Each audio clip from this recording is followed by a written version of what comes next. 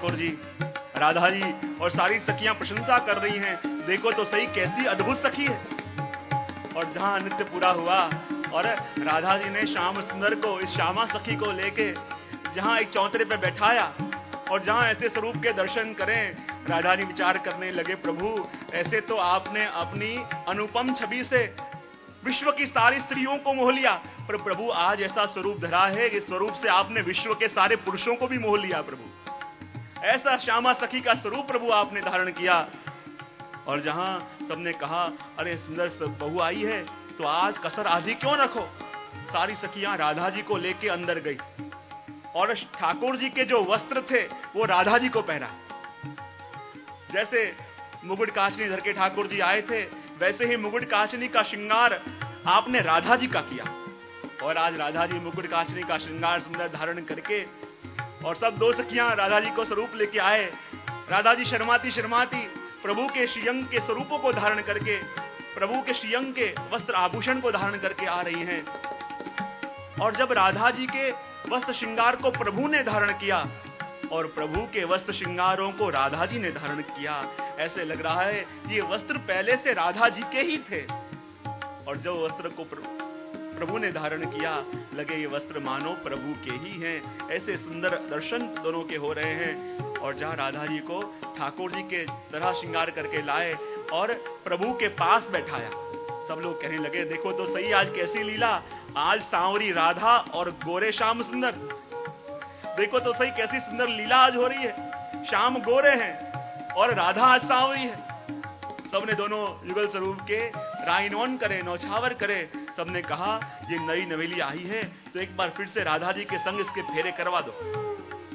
और वही अग्नि प्रगटाई और राधा जी श्याम सुंदर बने हैं, वो आगे आगे चल रही हैं और अपना माथा ओढ़ के शर्माते शर्माते श्याम सुंदर पीछे पीछे चल रहे हैं।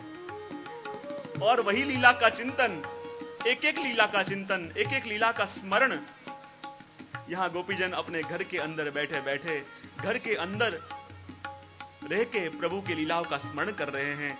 वही वर्णन इस पंक्ति के अंदर कहा, कैसी तो अनेक अनेक लीलाएं प्रभु ने करी और अनेक अनेक लीलाएं करके प्रभु ने अपने जीवों को ऐसे ऐसे सुख दिया।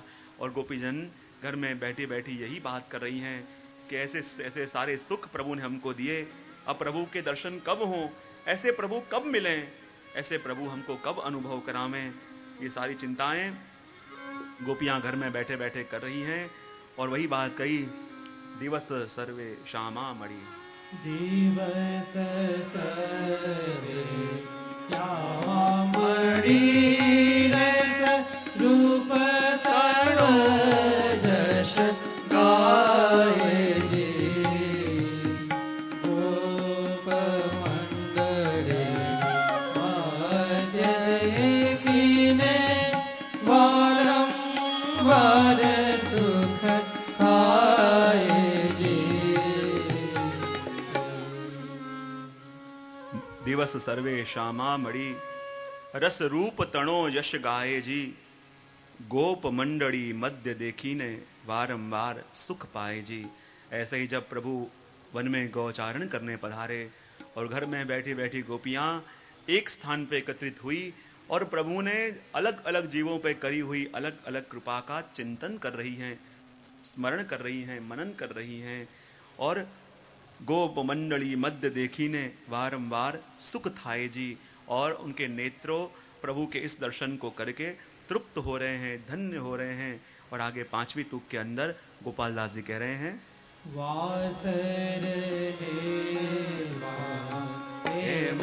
करे सखी सायं काले पेखे जी, अलक मुख पुर रज लागीते, कमल भ्रमर विषेके जी,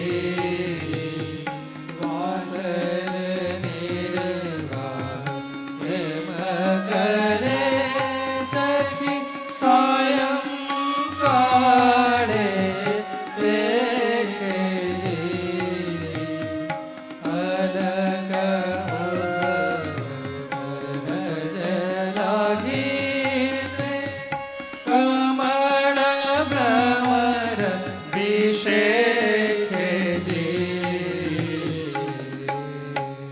वासर निर्वाह एम करे, वासर यानी दिन, निर्वाह यानी पसार करना।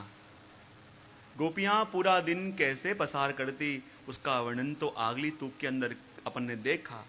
और अब बात कर रही हैं जहाँ पूरा दिन ढलने को आया, गोधूली बेला आने का समय हुआ, और वासर निर्वाह एम करे सखी, सायं काड़े पेखे जी, अलख मुख खुररज लगी ते, कमल भ्रमर विषेखे जी।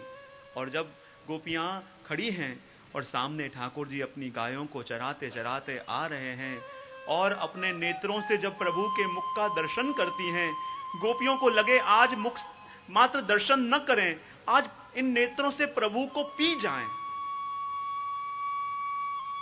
और जब चलते चलते कभी कभी प्रभु ऊंची दृष्टि करके अटारी पे खड़ी अपनी गोपीजनों के नेत्रों में नेत्रों को मिलावें, क्योंकि अदय दान देने का सामर्थ्य प्रभु के नेत्रों में है।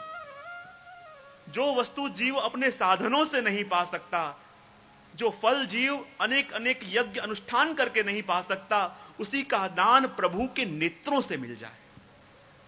और जब चलते चलते अपनी ब्रवर ऊंची करके नेत्र से किसी और सखी को देखें और उसे लगे मानो मेरे सारे मनोरथ प्रभु ने अपने नेत्रों से पूरे कर दिए, और उस समय गोपी को लगे कि इस नेत्र से मात्र प्रभु को देखूं ना, ये तो रस है, रस रूप है, सिर्फ देखना नहीं है, इन नेत्रों से प्रभु को पी जाना है।